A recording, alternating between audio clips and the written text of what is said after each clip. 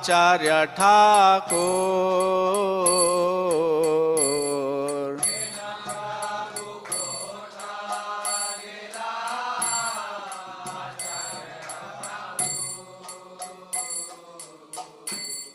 Hare Krishna, Hare Krishna, Krishna Krishna, Hare Hare, Hare Rama, Hare Rama, Rama Rama, Hare Hare, Hare Krishna.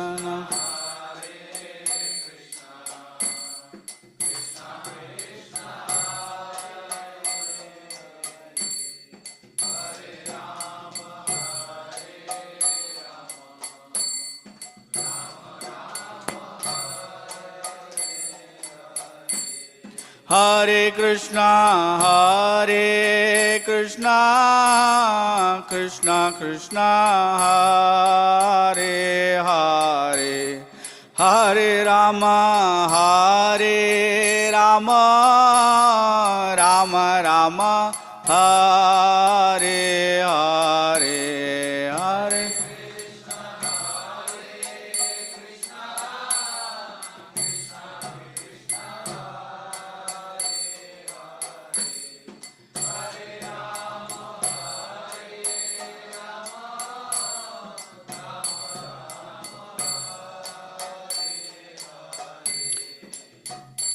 Hare Krishna, Hare Krishna, Krishna Krishna, Hare Hare, Hare Rama, Hare Rama, Rama Rama, Hare Hare, Hare Krishna.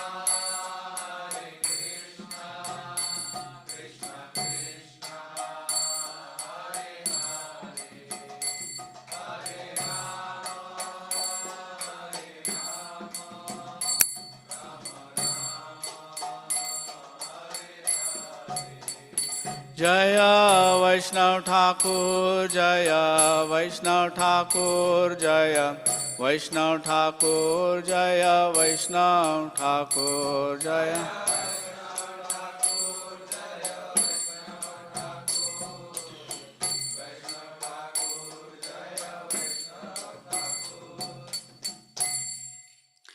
Om Adhyanathmirandhasya Jnananjanashalakaya Chakshurunmilitam Mena Tasmai Shri Gurave Namaha. I was born in the darkness of ignorance. My spiritual master opened my eyes with the torchlight of knowledge. I offer my respectful obeisances at the lotus feet of my spiritual master. Vandeham Shri Guru Shri Yutapadakamalam Shri Gurun Vaishnavamscha Shri Rupam Sagrajatam Sagana Raghunathanvitam Tam Sajivam Sadvaitam Savadhutam Parijana Sahitam Krishna Chaitanya Devam Shri Radha Krishna Padan Sagana Lalita Shri Vishakhanvitamscha He Krishna Karuna Sindho Deenabandho Jagatpate Gopesha Gopika Kanta Radha Kanta Namostute Jayatam Surato Pangor Mama Manda Matirgati Matsarva Swapadambojhau Radha Madana Mohano Divyat Vrindaranya Kalpadrumadha Srimad Ratnagara Simhasanastho Srimad Radha Srila Govinda Devo Preshthali Visevyamano Smarami Shriman Rasarasarambhi Vamshi Bhattatatastithah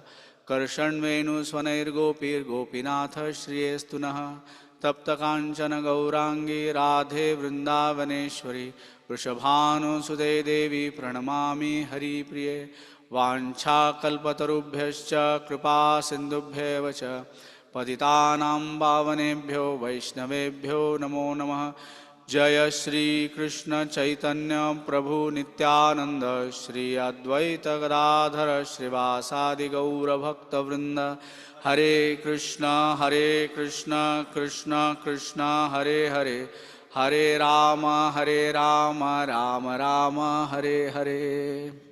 So today's topic is approaching a spiritual master and the futility of material knowledge, materialistic knowledge. And one of the songs that has been written by Srila Narottam Das Thakur, is very instructive in this regard. Philosophically, all the spiritual masters are actually representatives or expansions of Sri Nityananda Prabhu. So Nityananda Prabhu is Lord Balaram, and he is known as the original spiritual master, Adi Guru. And Lord Balaram expands, and he is extremely merciful to everyone who approaches him. He was even merciful to Duryodhan. He's so merciful. So, of course, everybody knows the story of Jagai and Madhai, about how Nityananda Prabhu saved them. So, we'll sing this song, and then we'll Hare Krishna, Vadan Sundar Prabhu. Please accept my respectful obeisances. Hare Krishna. Okay. Okay, please.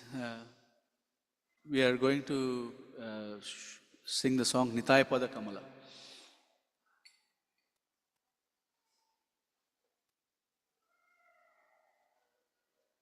Thank you very much for creating this actual oasis in this desert.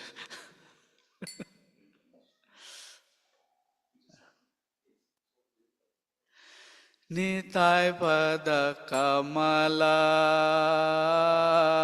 Koti Chandra Sushitala Nitai Kamala Koti Chandra Sushitala Je Chhaya Jagata Jura Je Chhaya Jagata Jura Je Chhaya Jagata Jura Je Chhaya Jagata Jura Heno Nitai Bine Bhai Radha Krishna Paite Na Heno Nitai Bine Bhai Radha Krishna Paite Na Drida Kori Dharo Nitar Pai Drida Kori Dharo Nitar Pai Dhari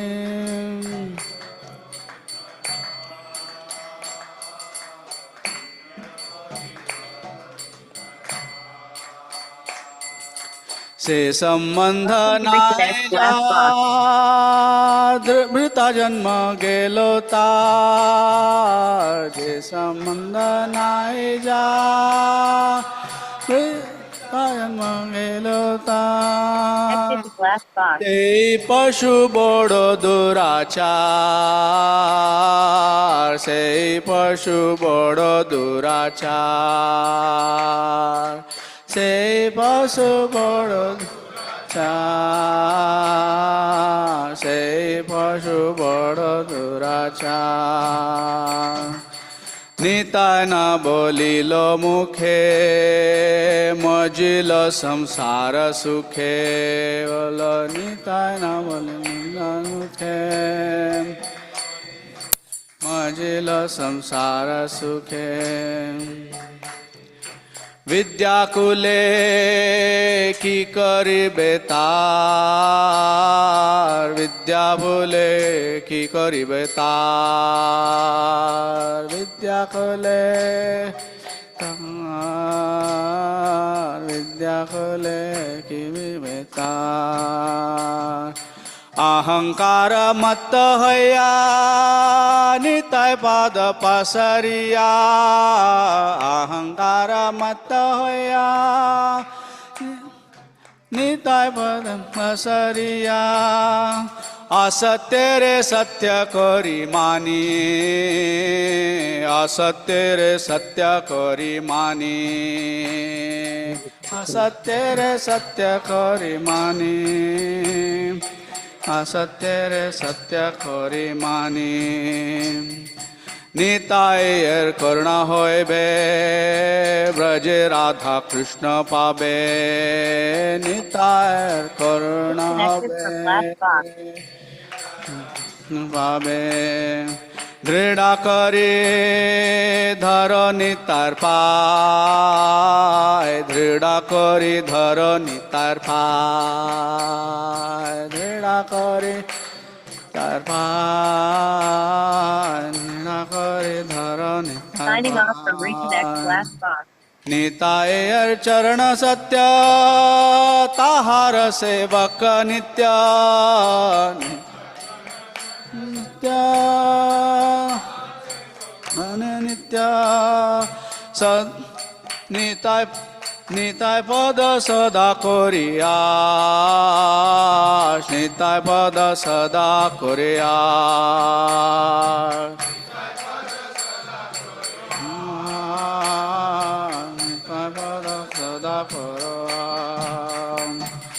নরোত্তম বড় দুঃখী নিতাই মোরে কর সুখী নরোত্তম বড় দুঃখী নিতাই বড় সুখী রাখো রঙ্গ চরণের পাশ রাখো রঙ্গ চরণের পাশ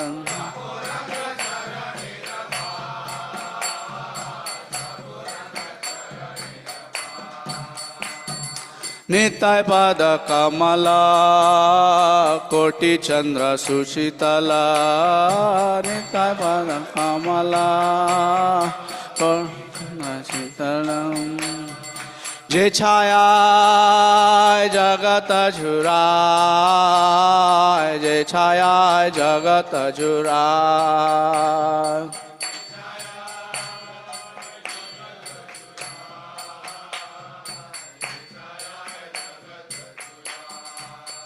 Hare Krishna, Krishna Krishna, Hare Hare, Hare Rama, Rama Rama, Hare Hare, Hare Krishna.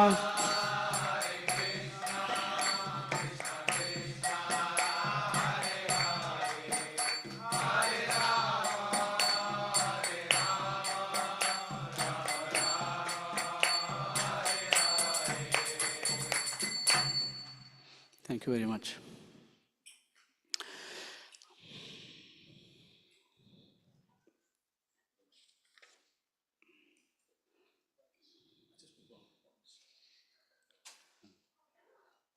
Hare Krishna, everyone. Sorry, I was not there today morning. I had a program for Burma Council. They had organized some program for me, so I had to be there. I got late. So we have with us Mahabhagavat Prabhu from Canada. So I first didn't met him actually. I was visiting Austin. That's where Maharaj Ashram is, right? Austin, right? I get confused. I was visiting back in 2008. So I was staying with His Grace and Krishna Das Adhikari Prabhuji's disciple, Abhicharan Prabhu there. So then I got to know about Mahabhagavat Prabhu. One thing I would say, definitely very visionary in the sense, he assisted Maharaj to start online preaching. You know, when there was no idea or the scope of online preaching. We know online preaching started from COVID, but Prabhuji had been engaged in online preaching for 15, 20, two decades, almost close to that. I believe he had assisted with creating a platform, giving that scope and all that, and with which Prabhuji's ultimate self-realization course became a viral. No, I joined the course. It was already existing. Oh, you joined? Okay. Yes. But you were taking care of the course, something? Yeah, I'm one of the assistants, but it was already there. Already there, okay. So then he played a vital role in that. Anyways, my sister and brother-in-law is also very closely related to him, connected to him, because they're also disciple of his case, Krishna Das Adhikari Prabhu. And last year he came. I thought it'll be nice if he comes and speak. He's somebody who has had very close association with him, serving both Prabhuji and Mataji closely in various service opportunity. Literally, while staying in Canada, doing his professional life, does a lot of services directly with his spiritual master as well as towards the temple. Anyone who goes from here to Canada, I often ring him up. I said, so and so individual is coming, please take care. So when Nikhil Prabhu and Mother Sona was going, so I pinged them. I said, Prabhu, they both are coming. And they were so happy after meeting them. And it's like, Prabhuji, we don't miss Hinjawadi anymore. We have found our home there. We are very happy and under the shelter of Prabhu. He's taking very nice care. So it's our honor and privilege. Prabhu is here. I requested him to speak something about his relationship. Of course, he has the freedom to speak on whatever he wishes to speak. But because of his years of experiences working very closely, which is not often so easy to work in a proximity, I said, if you can share some of your experiences. I gave him 5-6 points. He replied late night, Prabhu, each of this will need a class. I said, no problem. You take 1 point this year, another point next year. What's a hurry? We are not in hurry. I'm never in hurry about this thing. You take as much as time you want. Discuss whatever you want to discuss today. Remaining point for future discussions. Story continue. I believe you're coming once in a year, so come more frequently to have that. Thank you. Hare Krishna. Let's chant once Hare Krishna Mahamantra to welcome Prabhu. Hare Krishna, Hare Krishna, Krishna Krishna, Hare Hare, Hare Rama, Hare Rama, Rama Rama, Hare Hare. Thank you very much. Somebody else coming? Your father. Oh, okay. I thought I'll check. Hare Krishna. So we have, okay, we have Prabhu's father also here, and today is his birthday.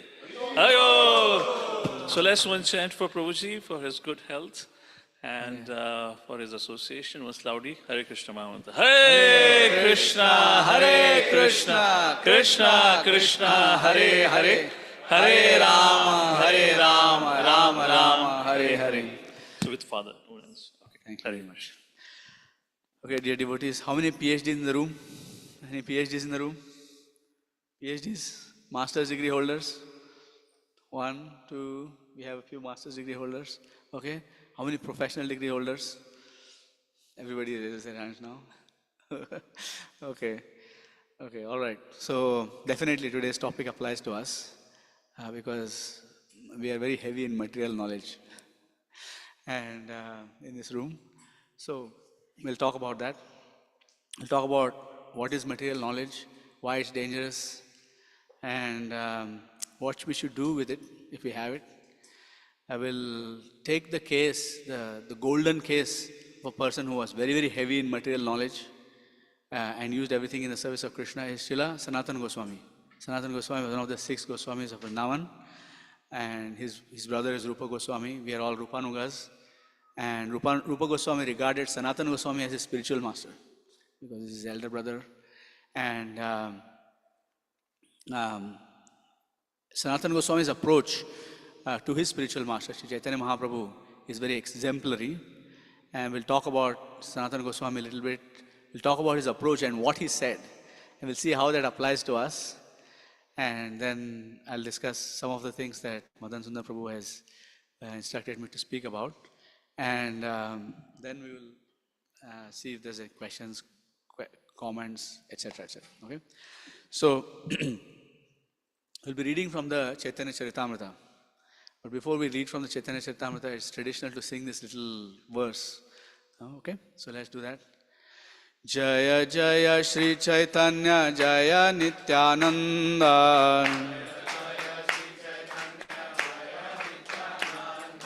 Jaya Advaita Chandra Jaya Gaura Bhakta Vrinda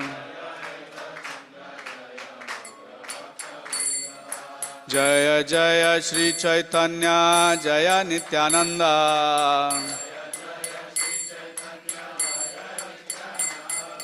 Jaya Advaita Chandra Jaya Gaura Bhakta Vrinda Jaya Jaya Sri Chaitanya Jaya Nityananda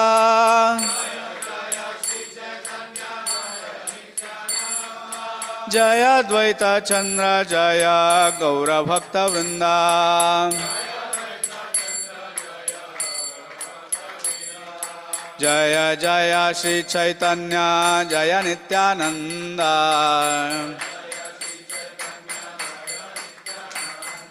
Jaya Advaita Chandra Jaya Gaura Bhakta Vrinda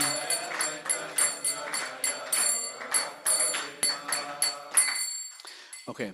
So, the Chaitanya Charitamrita is a beautiful work of literature. And even if someone does not understand anything about Sri Chaitanya Mahaprabhu, Sri Nityananda Prabhu and the Panchatattva, etc., just on a literary level alone, it's a very beautiful work. Who does not have a full set of Chaitanya Charitamrita here? 1, 2, 3, 4, 5, 6, 7, 8, 9, 10. How many sets do you have, Prabhu?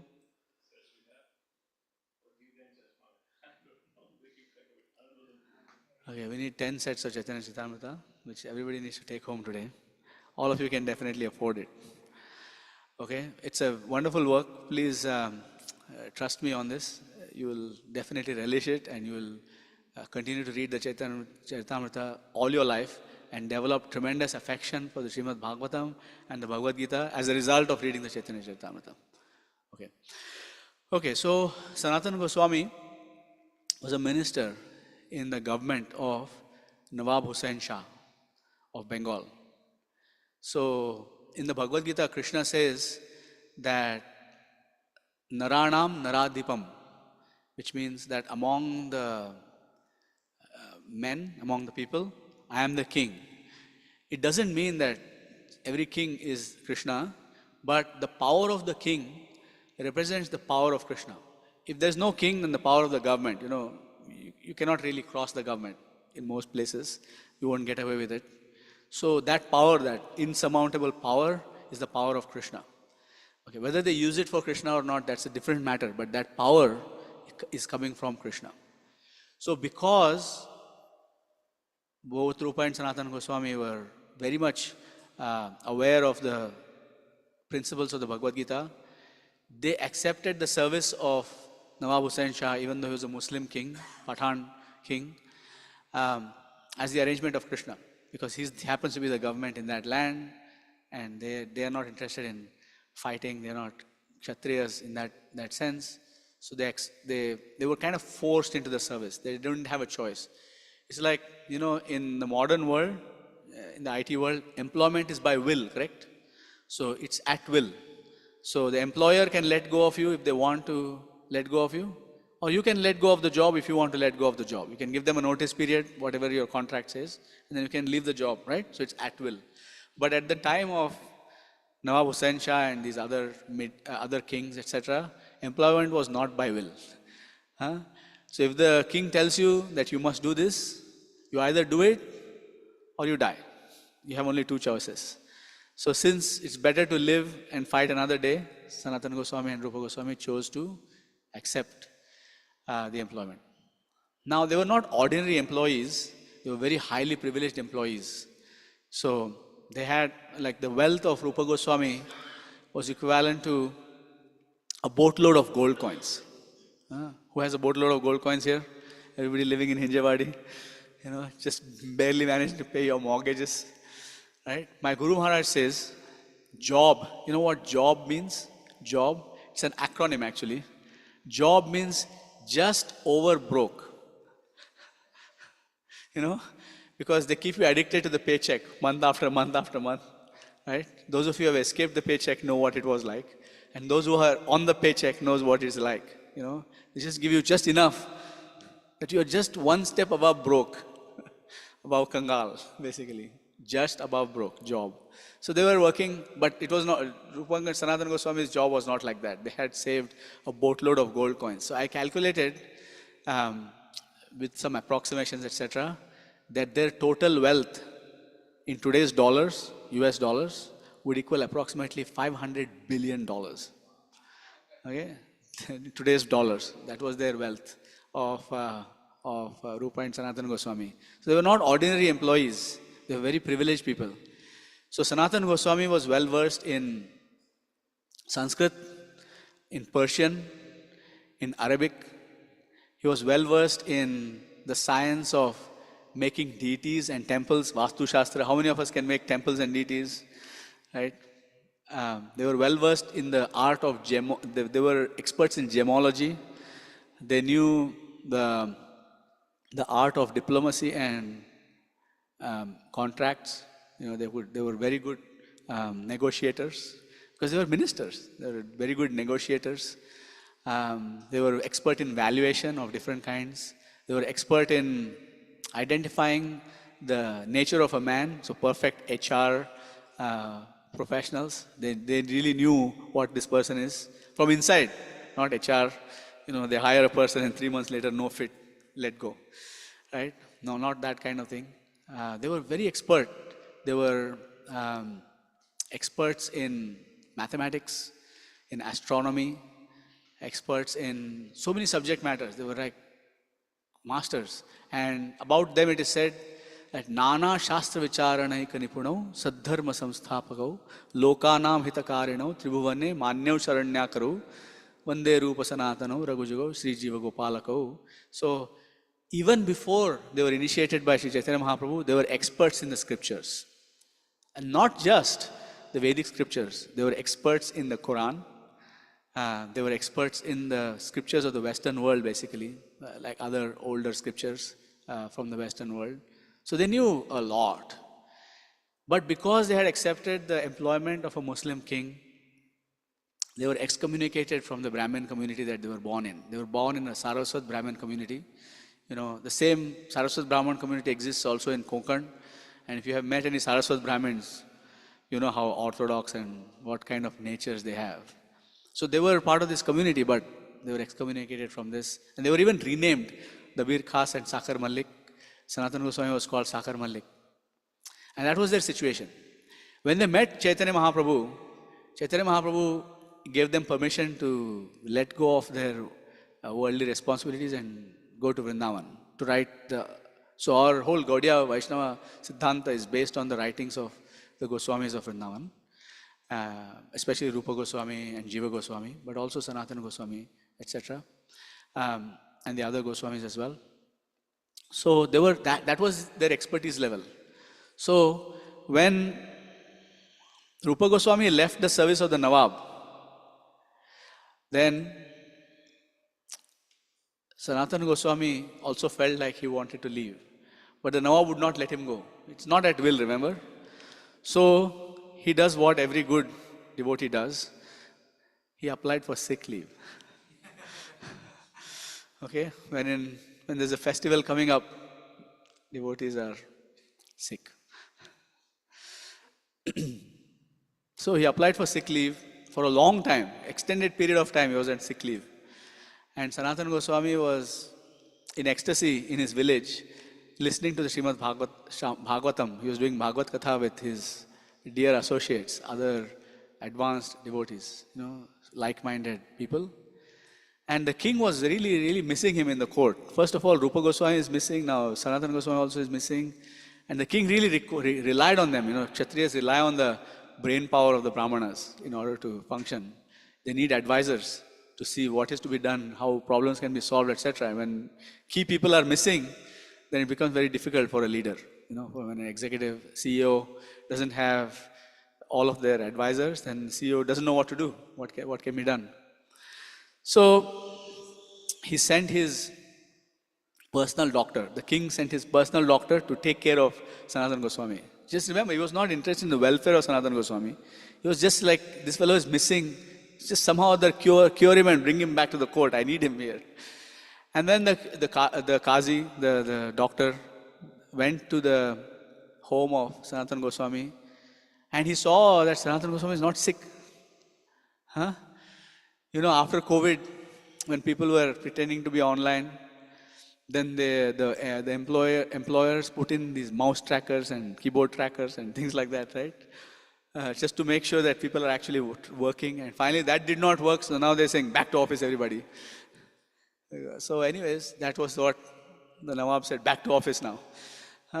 But the doctor reported that actually he's not sick. He's perfectly all right, and he's doing Bhagavad Katha with his friends. Then the Nawab got really angry. Fake sick leave? Again, employment is not at will, so he was thrown in jail. Right? He was imprisoned. And then he said, I'm going to Orissa, why don't you come with me? And Sanatan Goswami, by now he had already gotten the sanction of Chaitanya Mahaprabhu, so he was honest with him. He says, well, if you imprison me, I cannot do anything about it. Krishna has given you the power to imprison me. If you want to kill me, go ahead and kill me if you have to. But I'm not going to Orissa with you because your business is to give pain to others. So you're going to Orissa only to give pain to other people, other living entities. So I'm not going with you anymore. So he said, okay, I'll come back and deal with you. In the meantime, you remain in jail. So he went to Orissa. So Sanatan Goswami started, so he got a particular letter from Rupa Goswami. Now, I will read you this letter and you tell me what you can fathom from this letter, okay? The letter goes like this. Yadupate kva gata mathura puri raghupate kva gato tarako shala iti vichintya kurushva manasthiram nasadidam jagat ityavadharaya. The translation, in case we don't know Sanskrit, is where has the Mathura Puri of Yadupati gone? Where has the northern Koshala of Raghupati gone? By reflection, make the mind steady, thinking the universe is not eternal. This is a letter from Rupa Goswami to Sanatan Goswami. Okay? This is the letter that was received. You couldn't send a letter with an actual message because the letter would have been read by so many people and vetted by so many people before it reaches Sanatan Goswami. So Rupa Goswami is sending a message to Sanatan Goswami through this letter that at least I haven't understood the message itself, but Sanatan Goswami understood. So he said, Patrapaya Sanatana Anandita Haila Yavan Rakshak Pasha Kohite La Gila. When Sanatan Goswami received this note from Rupa Goswami, he became very pleased. He immediately went to the jail superintendent, who was a meat eater, and spoke as follows. Now, from this letter, you can see what Sanatan Goswami has understood. He is saying this to the jailer, to the jail superintendent. He is saying this. Tumi ek jinda pir mahabhagyavan kitab Quran shastre ache tomar dhyan. He's saying this. Sanatan Goswami told the Muslim jailkeeper, sir, dear sir, you are a saintly person. Jinda pir means living saint. You are a living saint. Sanatan Goswami is a minister, okay? So he knows how to talk to people. You are a saintly person and are very fortunate. You have full knowledge of the revealed scriptures such as Quran and similar books. And then Sanatan Goswami is saying something. From this letter, he has detected this. Eka bandi chhade jadi nija dharma dekhiya samsara haite tare mukta kharen gosaya. He said, if one releases a conditioned soul or imprisoned person according to religious principles, he himself is also released from material bondage by the Supreme Personality of Godhead. Now, Sanatan Goswami in the purport, Srila Prabhupada explains, Sanatan Goswami is speaking from the transcendental platform. He's saying, release the person from material bondage. The jailer thinks, this fellow wants to get out of jail. Which is true. Sanatan Goswami does want to get out of jail. And then he says, Sanatan Goswami, I won't read all of it. Previously, I have done much good for you. Now I am in difficulty. Please return my goodwill by releasing me. Sanatan Goswami has helped the jailer make a lot of money in the past. It's like that. Business is like that. I have helped you make money. You help me make money. Or you help me in some way. I owe you, right? That's how it is. So, now Sanatan Goswami is talking business. He says, Panchasahasra mudra tume karo angikar punya artha dui labha haibe tomar. He says, now Sanatan Goswami is speaking the language of the jail superintendent. He's saying, here are 5,000 gold coins. Please accept them. By releasing me, you will receive the results of pious activities and gain material profits as well. Thus, you will profit in two ways simultaneously. He's saying, 5,000 gold coins. Okay? Now, the jailer says, I am okay to release you, even without taking any money. No, now, it's good thing that you have offered me some money, but I would have released you, but I am afraid of the government, he says. Okay, the jailer is like, what will happen if the king comes back? Sanatan is such a astute person. Look at him, he's saying, there is no danger. The Nawab has gone to the south.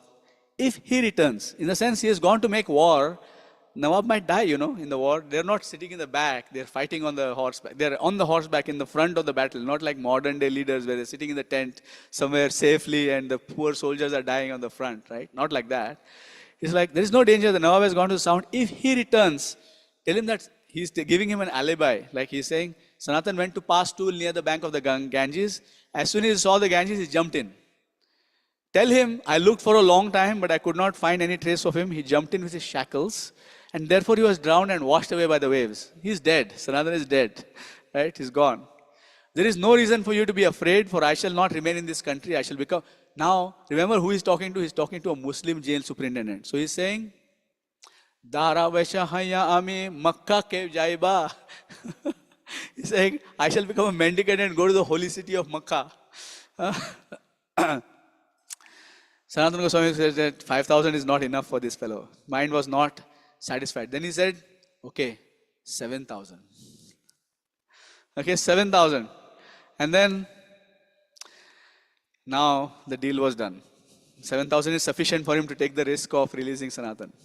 7,000 gold coins is sufficient. When the meat eater saw the coins, or saw the promise of the coins rather, he knew he's a man of his word. He was attracted to them. He agreed. That night he cut Sanatan's shackles and he let him cross the Ganges. He crossed the Ganges. And then he went on further and further and he met another man. He met his servant. He took his servant and went through he wanted to cross the, he could not go by the highway because the Nawab's men will find him, The dogs will be there, the search party will come and he'll be caught again. And this time he'll be definitely put to death. So he cannot be found after escaping from the jail. So he took his servant, the servant, without following the instruction of his master, carried some gold coins with him in the pocket. Took some gold coins with him. You're going on a trip, better take some money, the servant thought. So he took some money and Sanatan and the servant both would have been killed that night when they met a particular person and they asked him for their help. Because the person, it was detected that they have money by a very smart astrologer. There is no such astrologers today, so don't worry with them. Don't bother with them. They detected that this person has 8 gold coins. Who can detect that kind of stuff, right? So, anyways, Sanatan Goswami said to his servant, give him all the gold coins right now. Because this jailer required 7,000 gold coins. This fellow is willing to kill for 7. Right? So the different prices of different people are there in the world, right? Somebody will cheat for 1 crore rupees. Somebody will cheat for 1,000 rupees also, depending on their price. Everybody has a price, So, anyways, he traveled through this whole thing. He let Ishan, his servant, go, and he traveled alone, and he reached Prayag, where Chaitanya Mahaprabhu was. And there in Prayag, Chaitanya Mahaprabhu recognized him, even though nobody else did. He said, there's a Vaishnava outside, please bring him inside. His servant went outside, looked everywhere. No Vaishnava, sir. No Vaishnava anywhere. And then Chaitanya Mahaprabhu said, okay, you will find a man who looks like a Muslim mendicant, like a Daravesh. He's dressed in Muslim clothes with a beard and long hair and everything. You bring him in. He's actually the person I'm looking for. And okay, the servant brought him in. And then Chaitanya Mahaprabhu instructed him, his servant, to clean him up, shaved up and give him some clothes. And, and there's all this wonderful pastime that happens. Now, Sanatan Goswami has approached his disciple, he has come to his spiritual master. This is what he is saying.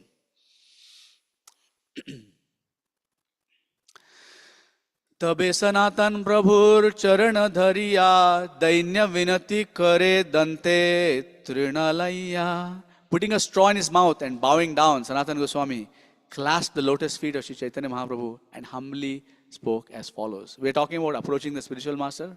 Sanatan Goswami is a scholar, who knows architecture and gemology and diplomacy and contracts and Arabic and Persian and Sanskrit and who knows all of these things, right? I don't know this, but maybe there is somebody here. But anyways, you may know 1 or 2 of these things, but Sanatan was a master at all of these things, okay? So he said, this is what he said. This is from Chaitanya Charitamrita, Madhya Leela, chapter 20, text 99, okay? Nicha jati, nicha sangi, patita adham, kuvishaya kupe padi, Gonainu Janam. Sanatan Goswami said, I was born in a low family and my associates are all low-class men. I myself am fallen and am the lowest of men. Indeed, I have passed my whole life fallen in the well of sinful materialism. This is what Sanatan Goswami is saying. Okay? Now let's examine this for a moment. It was introduced that I was born in a Madhva Vaishnava family. When I met my spiritual master, 2004, I was thinking that I am born in a Brahmin family. This man here, running the ultimate self-realization course, is born in an American family. What can he teach me? So, I am telling you this to just let you know how not to approach a spiritual master by my personal example. Because it took me then 7 years to recover from that offense by the time I was finally initiated. Because I made that offense of thinking, Guru Shu Naramati, Vaishnava Jati Buddhi, Arche Shilado, Naraki. These things are hellish.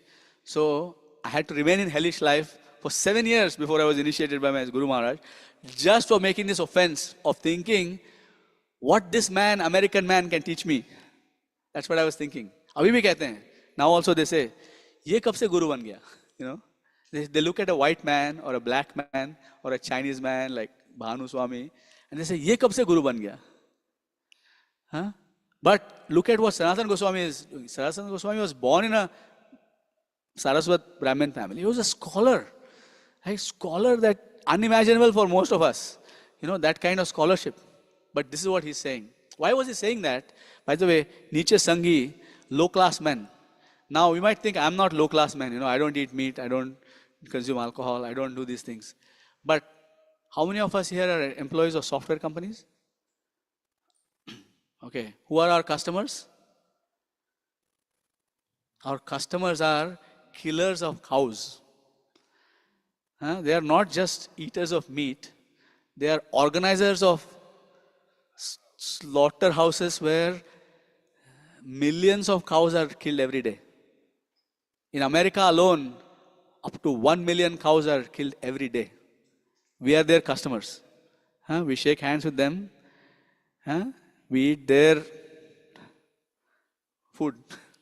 Okay, they are giving us our salaries. So, we should not think that we are something great. We are worse than Sanatan Goswami. Worse, much, much, much, much worse. Right? On a daily basis, we are flattering these people and so on. Okay? I'm telling this at the risk of so many things, but you should understand what is our position. In the scripture, it is said, right? What is it said? The Brahmana, Kshatriya, Vaishya, their duties are to be self-sufficient.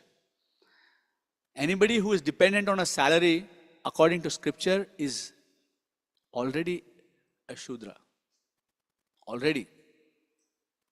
It doesn't matter what kind of family you might be born in. If you accept a salary, you're a Shudra. Fundamentally. We should understand that. Okay? We should not feel proud about this, about where we come from and what we do, etc., etc. And then he's saying, Apanara hita hita kichu nai jani, gramya vyavhare pandita tai satyamani. Srila Prabhupada paraphrases these two lines. He says, the next line also. So in this particular verse, it is, I do not know what is beneficial for me or what is detrimental. Nonetheless, in ordinary dealings, people consider me a learned scholar and I'm also thinking of myself as such. And then the next verse is really important because I don't know about everybody else, but definitely, even at that point when I met my spiritual master, I didn't realize that I didn't know this and I was not asking this question. Text 102 from the Chaitanya Charitamrita, that same chapter, Madhya Leela, chapter 20. Ke ami kene amay jare tapatraya iha nahi jani kemana hita hai. Right? This is what he's saying. Who am I? Why do the threefold miseries always give me trouble? If I do not know this, how can I be benefited? If I know who I am, and if I know what is my destination, then I know what is good for me, isn't it? Right? When I first came to Toronto, I didn't know how you give addresses. You know, in India, you give addresses. You have an address, 500 MG Road, right? And then ahead of the address, it will be opposite to State Bank of India, behind such and such a temple, you know, above such and such a place. So you have like a lot of descriptive information about every address. But I had to go to some address, let's say 475 Eglinton Avenue. And I got off, asked somebody, how do I go to 475 Eglinton Avenue? I asked somebody. And the person looked at me like I was an idiot, because I was. And they said, east or west? And I said, that I don't know. Then he said, oh, then you can go this way or this way, and walked away. No, Indians are helpful. They will ask you which office you are going to, what do you want to do, what is your work. That fellow is like, you want to go to 475 Eglinton Avenue, east or west? I don't know.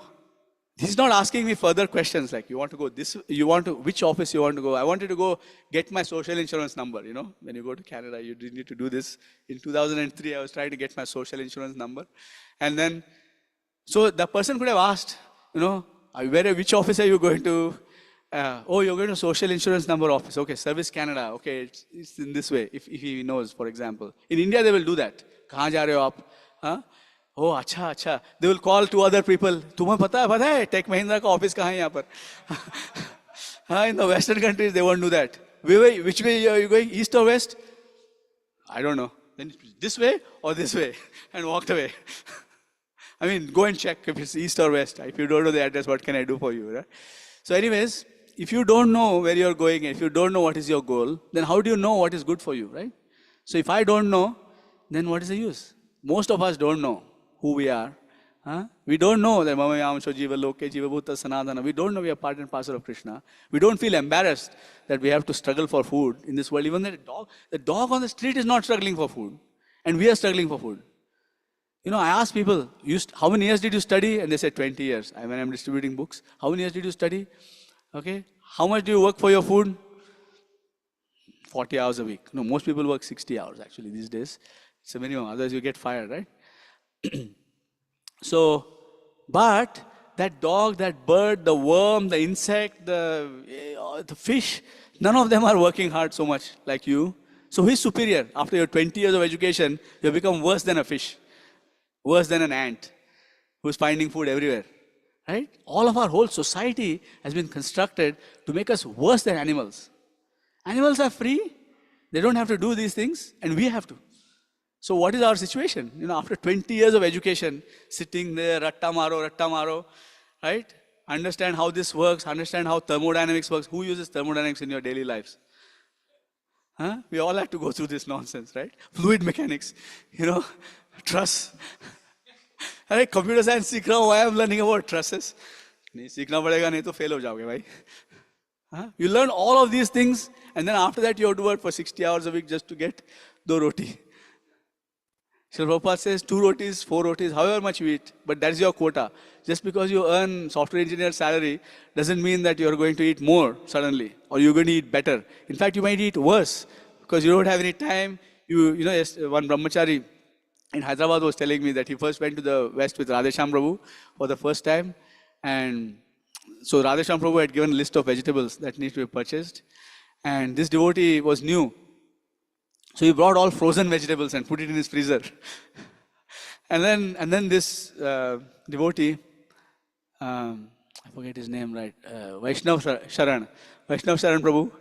He asked the devotee, I need to cook for Radheshyam Prabhu. Where are the vegetables? And he opens the freezer and shows him all the way. He says, Radheshyam Prabhu doesn't eat these things, It's not Ayurvedically sound. You cannot eat these things. We need to go to some store and actually buy proper vegetables.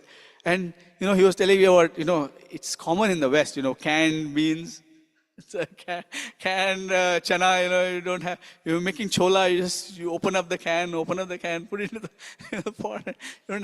It's very unhealthy to eat all of that stuff, but that's what we eat as a software engineer, especially if you go to the West.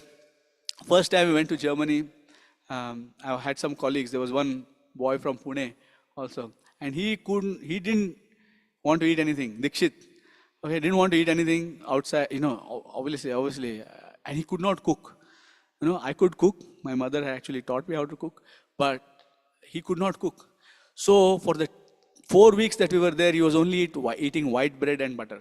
That was his breakfast, lunch and dinner. He could not trust anything else. Isme kya hai, pata nahi hai.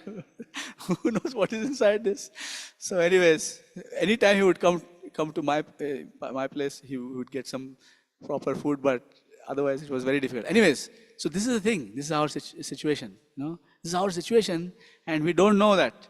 Sadhya sadhan tattva puchite na jani, kripa kari sab tattva kahata apani. So he is saying that I don't know what questions I am supposed to ask you, sir.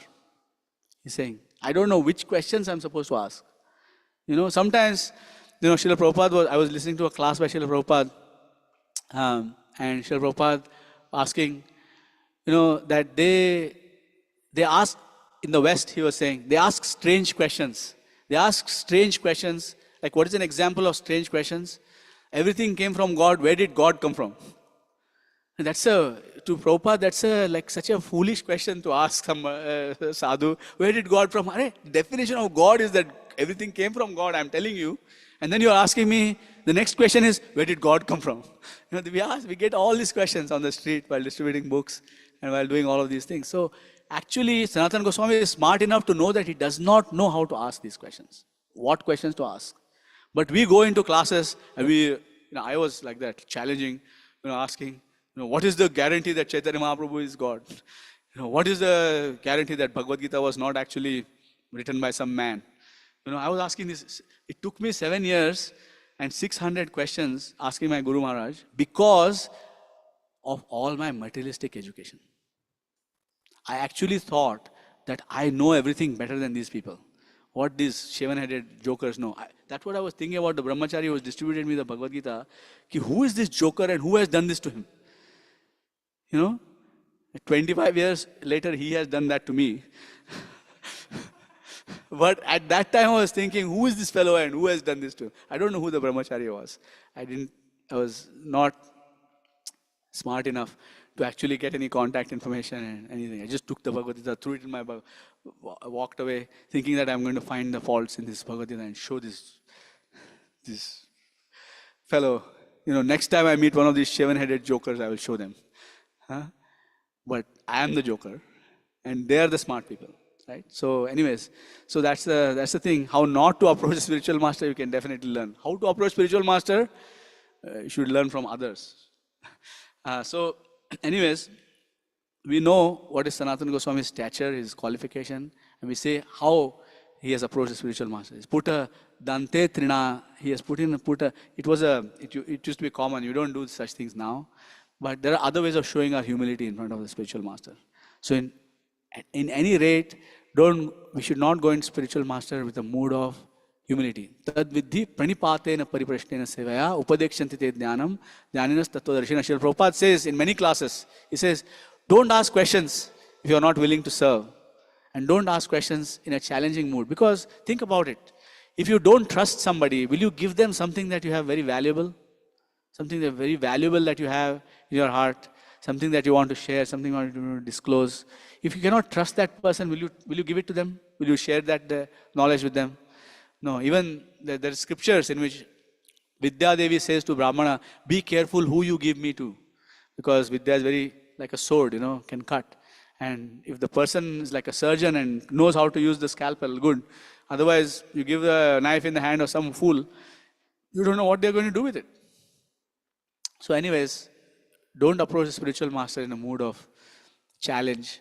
It's a complete waste of time. Complete waste of our time, complete waste of their time. Because you approach in a challenging mood, you meet a spiritual master like mine or many such spiritual masters. Like I know disciple, my Shiksha Guru is Rupa Prabhu, and he was approaching Gopal Krishna Maharaj in a challenging mood. In the late 1970s, early 80s, he was initiated in 1984. He was asking challenging questions. He comes from his grandparents' parents are disciples of Bhaktisiddhanta Saraswati Thakur. And he came to the West on a scholarship, and he was, a similar thing, but very great Vaishnava, no doubt. But the fact is that we should not approach, it's a complete waste of time to approach spiritual master like that, okay? So, ke ami keno more jare tapatre, gramya vyavahare kare mohe pandit. Like people say, oh, this fellow is a CTO, he has studied this, he has studied this, he has studied this. But when I hear all those things, I see these are all my disqualifications, why I should not have even entered Bhakti. And that's why you see so many apartments, lakhs of people are living here, and there are only so many people here. Because these are all disqualifications for us, Prabhus. Mataji, these are all disqualifications. Material knowledge, Jala Bhaktivinoda Thakur says, Jadavidya Mayar Vaibhav, Tomare Bhajane Bhadha. I love that bhajan actually. We won't sing the bhajan, we don't have enough time. But I just wanted to mention this. Vidyar Vilase is the name of the bhajan. So we won't sing it, but I just want to quote some things, okay?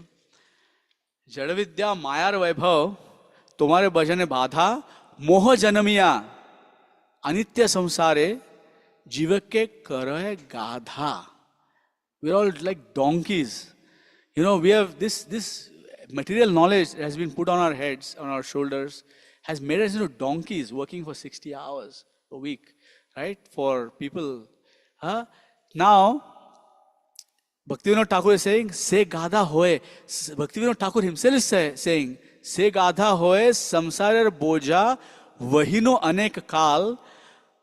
And he realized this only in his old age. Bardhakke ekhanor shaktir abhave kichu nahi lage bhalo. So he's saying that only in my old age I have realized this. Now, some of the great souls here have realized this in a very young age, even though they had lots of material knowledge. But some of us, it took us a long time to realize this kind of thing, right? So we should remember that. So I will pause there and I will talk about some personal experiences. Is that okay? How much time more do we have, Prabhu? Maximum. So I'll keep it. So I will take another 5, maybe 7 minutes, and then we'll go to questions. Is that okay? 15 minutes, and then questions. Okay, so here's some personal experience, okay? So I met my Guru Maharaj in 2004 when he had come to the temple and he said that I have an e-course. And because I was in front of a laptop the whole day, I thought that this is pretty much the only way that I can consume Krishna consciousness. You know, these fellows walking around on the street singing, I cannot join them. You know, these fellows, I was thinking, these fellows wake up at 4 o'clock in the morning. I cannot do these kinds of things. You send me an email, I will read the email on my own schedule.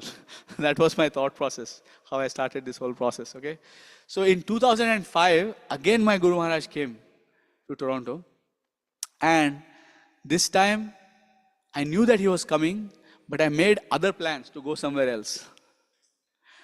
Because I was, it's like, like if a fish is on the beach, tadpada raha hai, like he's out of the water, and you try to catch hold of it. It's not going to think that you're going to put it back into the water. It will keep moving around, and often because it's a slippery thing, it might slip out of your grasp also and fall back again on the ground. Again try to pick it up, again fall down. So by that time, by 2004, 2005, I knew that meeting these people is a dangerous thing. So even though I knew that he was coming on that particular day, I made other plans to go somewhere else while my Guru Maharaj is in town, right? What a foolish thing. I missed that whole visit. Anyway, I came back and I met very briefly. It was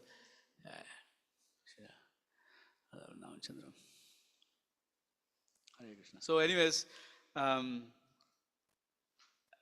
somehow or the other, it so happened that even when they were coming to Toronto, they were not staying with me or in the temple. They were staying in the homes of some other devotees who were in Brampton. And since I was the driver, so I had to stay there. So it was like the experience of staying, like, Shrutakirti Prabhu, when he was accompanying Srila Prabhupada. And he would live in a closet. Like, Prabhupada would have a room, and in the room there was a closet, where you put your clothes, all your clothes. Shrutakirti Prabhu used that as his room. Because he had to be available to Prabhupada all the time, and Prabhupada rings his bell, he has to be there. So Shrutakirti Prabhu would basically sleep on the floor of the closet. So I had a similar experience. Gurudev was staying in a particular house, and everybody has their own space in the house. And they would make space for Gurudev and Guru Mata, like one room for Gurudev, one room for Guru Mata. And then they would say, oh, this driver, okay, they would put me in the basement. So in Canada, living in the basement is interesting because it's very cold down there. So anyways, at that time, I was thinking, cannot sleep, might as well get up at 4 o'clock or before 4 o'clock, 3 o'clock and, chant something or whatever. Because basement is very cold, unpleasant. So you have lived in the basement? Good thing. So for many, so like that, and and what I have realized after so many years of service is that actually spiritual masters don't need our service. They don't. There are thousands of people waiting in a line to serve them. They don't need our service, but we need the service in the sense that we need to serve them so that we can make some advancement. Okay, so many realizations. That was another thing that I noticed was that when I first started serving my Guru Maharaj, I was in a very young body, right? Very young body. But even in that young body, it was hard for me to keep up with these old people. That their pace at which they operate, the rate at which they run, it was very difficult for me to manage. They are sleeping for 2 hours, 3 hours, and when they say chalo, you're chalo, right? And my job is to drive. So it's like, I can't fall asleep. When am I going to sleep? When I'm going to, so, and it's like when you're serving your spiritual master, you don't eat until your spiritual master is eaten. So, you have approximately 3 minutes to have to take prasad. Basically, between the time they wash their hands, then they serve you something. And then when the Guru Maharaj says, chalo, you have to be in the car ready to go, right? You don't have like leisurely, you can't sit down and take prasad or whatever. And if you're alone, maybe you can eat while you're on the go, but your Guru Maharaj is sitting in the back seat. You're not, with one hand, you can't eat, you can't do these things, eating with one hand or whatever. One day, it was a very difficult day when they were still in Brampton, and I had just attended a Japa workshop by Bhaktivinoda Swami. Anybody knows Bhaktivinoda Swami Maharaj in Vrindavan? One of my primary Shiksha Gurus. He taught me how to chant, he taught me Vaishnava etiquette. He really whipped me into shape. For 10 years, he used to come for 2 months, 3 months at a time to Toronto, and he used to do his famous Japa workshops, Namamrita. If anybody has attended, you know what it is. It's something else. Anyway, I can describe the Japa workshop in some other time. But he had taught me, this is how you avoid inattentive chanting. Okay? So you're chanting Hare Krishna, Krishna Krishna, Hare Hare, Hare Ram, Ram Hare. You're in the middle of a round. Okay? I still follow that, by the way. If somebody interrupts you in the middle of the round, you don't keep your bead outside like this, talk to them for 2 minutes, and then start chanting where you stopped. No, you drop the round. You start from the beginning. So you're chanting round number 7. Okay, you start chanting round number 7 again. Now, in the middle of that chanting, if you interrupt yourself, for example, you're chanting Hare Krishna, Krishna Krishna, Hare Hare, Hare Ram, Ram Ram, and then you see Madan Sundar Prabhu pass by, and you had some message to deliver to him. Hey, Madan Sundar Prabhu, and you deliver the message. You have interrupted yourself. Therefore, you now make up that round which you broke by chanting 2 rounds. Okay? Now, if you're in the middle of that make-up rounds and you interrupt yourself, then you now chant 4 rounds instead of the 1 that you interrupted yourself in. So, I was very eagerly following this instruction, this shiksha from him.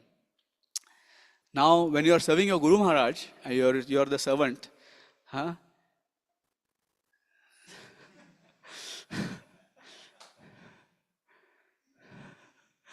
aao, udhar jao, get this clothes washed, this needs to be ironed. And then, because you're coordinating his program also, people are calling you, and saying, have you started out? When are you starting out? When are you coming? Will Maharaj take prasad? All of these different things are happening. The whole day, I was trying to chant. Whole day. Subah 3:30 se leke, raat ko 10 baje tak.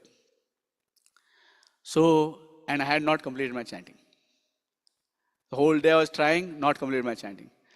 So, then prasadam was being served, and I was quickly in the corner, trying to chant my rounds, my Guru Maharaj looked at me with great contempt on his face. रात को 10 बजे अभी ये chanting करने की कोशिश कर रहा है. So prasadam was being served. My plate was being made. I'm very eager because whole day I have not eaten properly, right?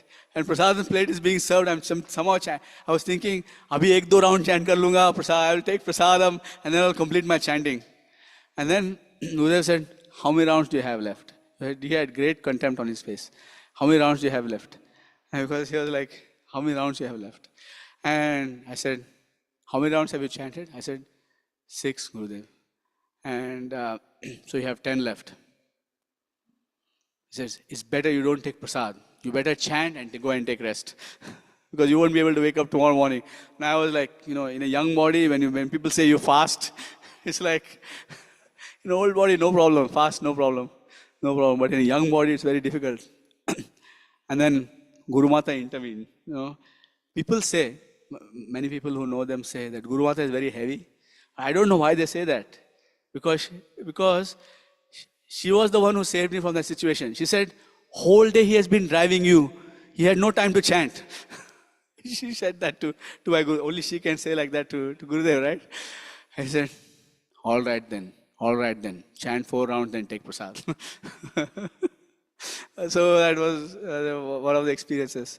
But the important thing to know is that when you have such services, it's not just when your spiritual master is visiting, but if you have Rath Yatra, Janmashtami, whatever, it's better that you wake up a couple of hours early and complete your rounds than try to chant during the day. So it's very important.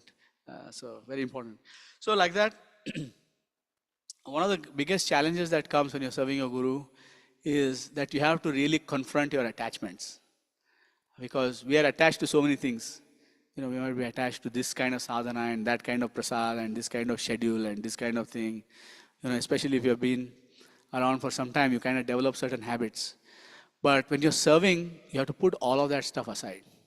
None of your personal thing really matters during that time. And those attachments, like I want to call such and such a person, I want to speak to that, and like you're in a temple congregation community and people say, Hare Krishna Prabhu, long time no see, and they want to chat with you and all this stuff.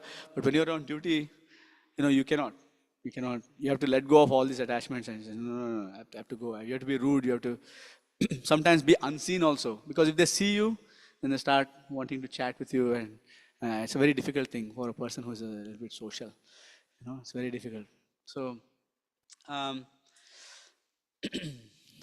another, in other situations also,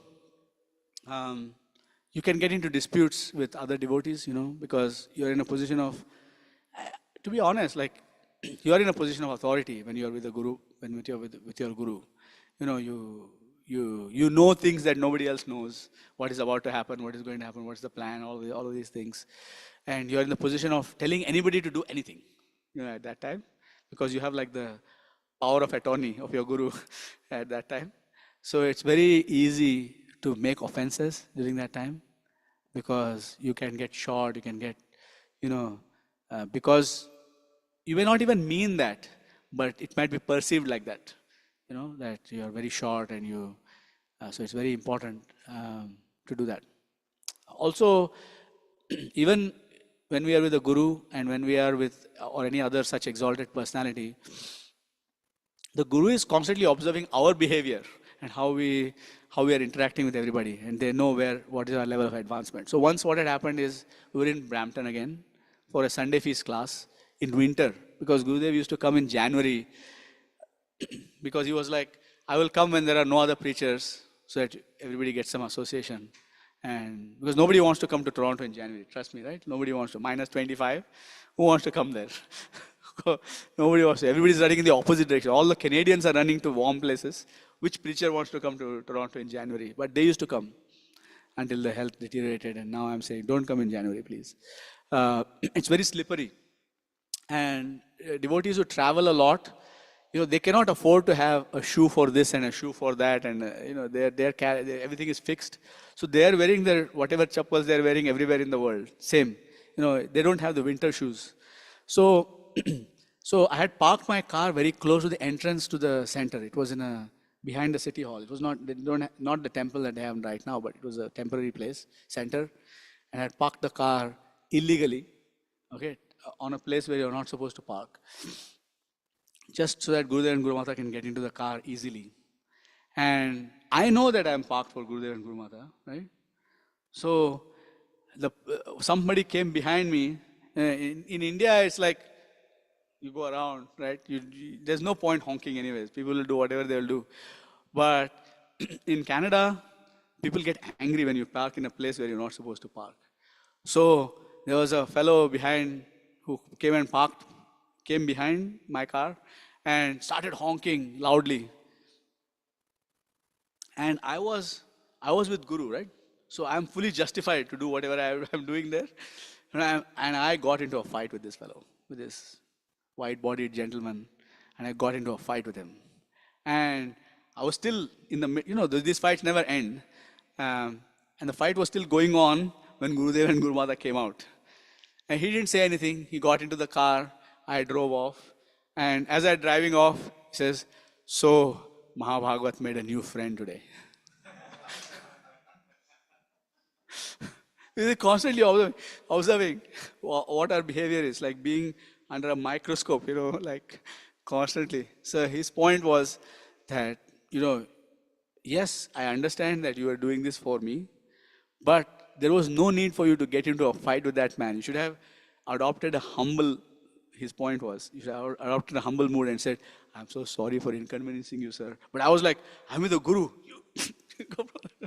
So it was the wrong attitude, okay. So anyways, key lessons and some important things that can happen, okay. When we are with the spiritual masters, or very advanced devotees, and we see them up close and personal, it's very easy to develop a kind of familiarity that leads to contempt when you're with them. Because, it's the famous saying, like, no man is a hero to his valet, right? Because they see that every person puts on his pants one leg at a time, right? So you see some things about the spiritual master that can tempt us to think that maybe this is an ordinary man. But that is Maya. Because not an ordinary man, not an ordinary person at all. The ordinariness is simply a test for us to see how we manage that. So we should be very careful when we see advanced devotees doing apparently ordinary things. It's just a test for us, really, because they are extraordinary in every circumstance. So I'll give you an example of how Krishna conscious a spiritual master is. Okay, so once in 2013, I think, or 2012 or 2013, I don't remember now. We were in a temporary apartment. I won't get into the story of why, but I took my spiritual master up by elevator to the 5th floor where the apartment was, where the goal was to serve them prasadam there and then continue. It was like preaching program, prasadam, preaching program, prasadam, preaching program. It was like that. The whole day was like that, organized. So there was a small stop at our place where we were supposed to serve them prasadam. So, inside the elevators, there are these television screens that show you the news and the weather and whatever, different things that are going on that. So we got into the ground floor. Guru Maharaj lifted up his head and he was looking at the television screen. So it took approximately, I would say 20 seconds to go from the ground floor to the 5th floor, right? And then, when the door opens, it goes ting, right? And then at that moment, during the 20 seconds, my Gurudev said, Hare Krishna, Krishna Krishna, Hare Hare, Hare Ram, Ram Ram, Hare. Because to him, for those 20 seconds, looking at the television screen, he had forgotten Krishna. And I'm thinking, it's like I may remember Krishna for 20 seconds in the whole day, compared to him, when he felt like looking at the television screen for 20 seconds, the weather and the news or whatever might be going on there, caused him to forget Krishna. He was like, when the thing went ting, he took it as a wake-up call, like a reminder. He said, Hare Krishna, Krishna Krishna, Hare Hare, Hare Ram, Ram Hare. That I don't want to remember this, whatever I've just seen, I want to remember Krishna, like that. So when we have such experiences, another experience I actually was told to me by my mentor, Rupa Prabhu, who who used to be, sorry, I still say is, it's hard to believe, drive Gopal Krishna Maharaj and be his Sarathi basically in Toronto for 30 plus years. Every time Gopal Krishna Maharaj comes, Rupanuga Prabhu was the driver. And Rupanuga Prabhu is 78, 77, 78 years old now, by the way. Same, almost same age as Gopal Krishna Maharaj. But he was his driver, he was his servant.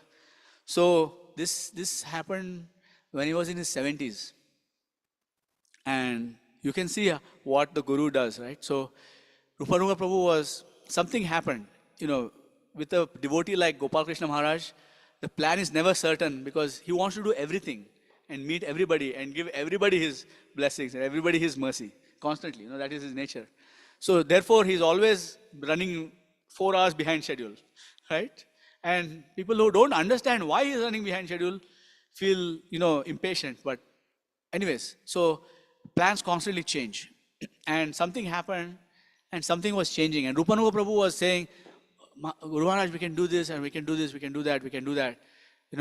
Trying to mitigate a particular situation. And Gopal Krishna Maharaj, he sits in the front seat with Rupanuga Prabhu in shotgun, basically shotgun position. And he says, Rupanuga, you are not the controller. He's telling a 70-year-old man this, right? So the disciple and the Guru relationship never changes. It doesn't matter what age you're at or what. It's not like, in Mayavad, we have a principle that spiritual master is like a ladder. And you're climbing some place. एक बार हम लोग चढ़ गए, उसके बाद लात मार दो. क्या जरूरत है सीढ़ी की ना? चढ़ गए हम लोग, पहुंच गए, ब्रह्मन बन गए हम लोग. But it's not true. Guru remains Guru eternally. Even if you enter the spiritual realm, Guru remains Guru. Okay, so I'll stop here. I think I've finished my time here. There's a lot more, but it's many, many years of fun. And I'm going to meet them again in Thiruvananthapuram on the 15th. So I'm looking forward to that. Questions, comments, concerns, reflections?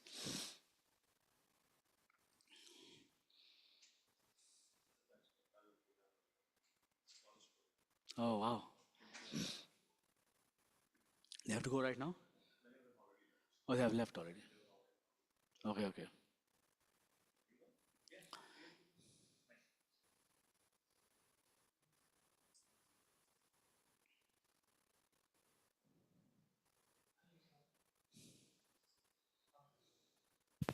Hare Krishna. Thank you for this wonderful class, Prabhuji. So you said it's very easy to get familiar with the advanced devotee or with the guru that contaminate us our. So what are the things that with the time you learn, so which we can learn from your experience while having association with the advanced devotee, so we don't get much familiar with them? Well, the devotees actually do that for us by not keeping us around for too long. That let's say you're with a very advanced devotee and you have a particular service. So they don't let you just hang around there. They will just say, Ho gaya, done, door is closed, you're gone. Because they don't want that familiarity to creep in. Because they are trying to protect us from offenses. So if sometimes Guru might appear almost like material word for his matlabi. It might appear like that. Ki kaam ho gaya, jao abhi, niklo. What else service you have? Done. You don't just hang around and just, it's like, that's not, usually they don't let us do that. Just for that purpose. Because they don't want us to get very familiar. Any devotees, they're like, the interaction is done and they are on. They move. Right? They don't let us hang around. So that most of the thing comes from them, that they control it, control the amount of association and control the amount of time that you spend with them, etc. And then the other thing is that the person who is the closest assistant or who is responsible for things, etc., like you see from Prabhupada's pastimes also, they get yelled at a lot. They get so much correction, right? So much. That is also to keep them awake. So the person who is closest to the advanced devotee gets the most heat. So you can see from Srila Prabhupada's servants or many other close disciples of Srila Prabhupada, if they cannot guard themselves from that familiarity and contempt, then they will fall away. They will leave. They can't stay in a particular position. Like if somebody is assistant of some very advanced devotee, then they can't. If they are not in that mood, then they cannot stay in that mood for very long. They will fall away. They will go away. They can't take it. So it's actually a reminder for us, or constantly remind ourselves that this is my, Sakshad Haritvena Samasta Shastrai Uktas Tatha Bhavyata Eva Sadbhihi Kintu Prabhorya Priya Eva Tasya Vande Guru Sri Charanarvindam. So we constantly remind ourselves that he's not an ordinary person. He's not an ordinary person. And eventually what happens is that we form certain habits. Like with everything else. Like if you want to be very effective in a particular business meeting, for example, you want to form certain habits, right? You have to make sure that you have read the agenda of the meeting. You want to make sure that there are 6 people in the meeting. You want to make sure, isko kya chahiye, isko kya chahiye, isko kya chahiye. What are they looking for from this meeting, right?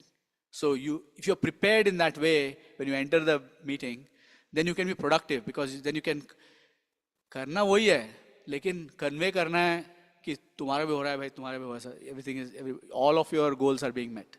Because the sales guy is interested in revenue, the delivery guy is interested in cost, like different people are interested in different things, right? In a business meeting, I'm telling you. So if we remind ourselves that what is the purpose of this particular thing that I'm going to do right now, and make good habits, like Shrutakirti Prabhu was expert, like he knew that he needs to, when he puts Srila Prabhupada's clothes out for him to wear, he knows that he has analyzed that Srila Prabhupada needs 2 buttons open, so that without opening the other buttons, he can put on his kurta without it getting stuck on his head. So Shrutakirti Prabhu, as a servant, has been very carefully observant and has developed a habit. Prabhupada's kurta, 2 buttons. Like that. Like that. So we develop good habits in the service, in which case the mistakes or whatever it is that is inconvenient to the person we are serving does not happen. Like we know that the devotee we are traveling with has some special diet. Okay, so we call advance. We don't let the devotee reach there and find out that they cannot take this prasad because of their health. So we call in advance. So we develop good habits in service with everything, with chanting, with everything, with reading, with everything. We develop good habits, and those habits help us to avoid the problems. Like for example, one common thing that assistants can be tempted to do is, somebody is asking questions, and apparently speaking, Guru is not understanding the question. This happens sometimes. It happened with Srila Prabhupada also. Like, reporter is asking some question, and it appears to a third-party casual observer that Prabhupada is not understanding this person's question and is giving some other answer. But that's not a fact. Prabhupada has understood the question, but he wants to give a particular message to the reporter. So he's repeating a certain thing because he knows that reporter has not understood what I am saying. But if the disciple pipes up and says, actually Prabhupada, what he means is, no, don't do that. So don't volunteer some answer or some gyan in the middle. Unless the Guru asks you, what is he saying? What does he mean? Unless the Guru or the advanced devotee or the senior devotee that we are serving asks us for a particular service, don't kind of think that we are somehow going to intervene in the situation and make it better. I told you apparently contradictory things, right? I told you about Prabhupada's kurta, and told you about not jumping up and being over smart. right? I told you two things, right? The first one is coming from instruction or by careful observation. Prabhupada needs two kurta buttons open so I can put the kurta on. So therefore I make it into a habit. But the other one, like some disciple jumping in and trying to explain to Prabhupada what the question is, that is not called for. So we should just keep quiet. Even if we are itching to go and say something, just keep quiet. Just hold yourself. Just hold yourself until if the devotee says come in, then we come in. And the same thing applies to like very advanced devotees doing book distribution, you know, or anything. It applies to so many situations. You know, they are doing book distribution. They are trying to distribute a Bhagavatam set to the person, and you jump in with the perfection of yoga. You should say, stop. Stay out of the way, you know, because they are trying to go for the big thing, you know, like two fundraisers are going, senior fundraiser, junior fundraiser. It applies to many situations. Senior fundraiser knows that this person, if everything goes well, will probably give 1 crore. So he is not asking for money at all. He's basically having the conversation. Junior fundraiser has on his diary 19 people more to visit today. But the senior fundraiser knows that this person will give 1 crore, each of those will give maximum 1 lakh. So he knows that I can spend 3 hours here if I have to. And the junior fundraiser getting, and he knows, just hold on there, you know, because we have a big project here to do, like that. So these kind of situations. Does it help, Prabhu? Okay.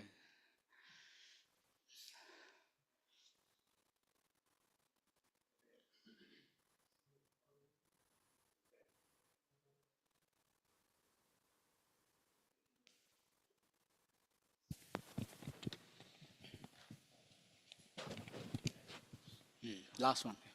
So thank you, Prabhu, for the wonderful class. So I would like to ask, uh, we are aspiring for, Diksha, suppose. So, and we are also living this material world. So sometimes it might happen that there might be a tendency that we can judge a guru. So how can we avoid that? Not judge a guru. Sometimes happens as, because of that, Guru Maharaj did like this, that did like that. So how to avoid it? Because this is also an offense. See, the best thing is to ask for clarification. Best thing is to ask for clarification. You can say, when this happened, this particular thing happened. So you can ask for clarification, but who you ask for clarification is important. Right? So for example, if you actually have a relationship where you can ask directly, then ask directly. But if you don't have a relationship, then ask a trusted, respected third party who is who doesn't have any agenda. Neither they have, like sometimes it can happen that somebody might have an agenda of some kind. Make sure that they don't have an agenda and they're your well-wisher. This person doesn't have an agenda and he is my well-wisher. Then you ask that person, कि ऐसे हुआ और मुझे ऐसे लगा. So best is to ask and don't keep it inside. नहीं तो वो बढ़ता जाएगा. Then you'll think assumption upon assumption. And finally it becomes a very dangerous situation. No? Make sense? Just ask. Thank you very much. We have run out of time. It's 9:30. So thank you very much, dear devotees. Pancha kalpatarubhyascha kripa sindhubhyascha patitanam pavanebhyo vaishnavebhyo namo namah. Ananta koti vaishnavanda ki jai. Srila Prabhupada ki jai. Hare Krishna, Krishna Krishna, Hare Hare. Hare Ram, Ram Ram, Hare Hare. Shri Hari Ram Mahamantra ki jai. Thank you very much.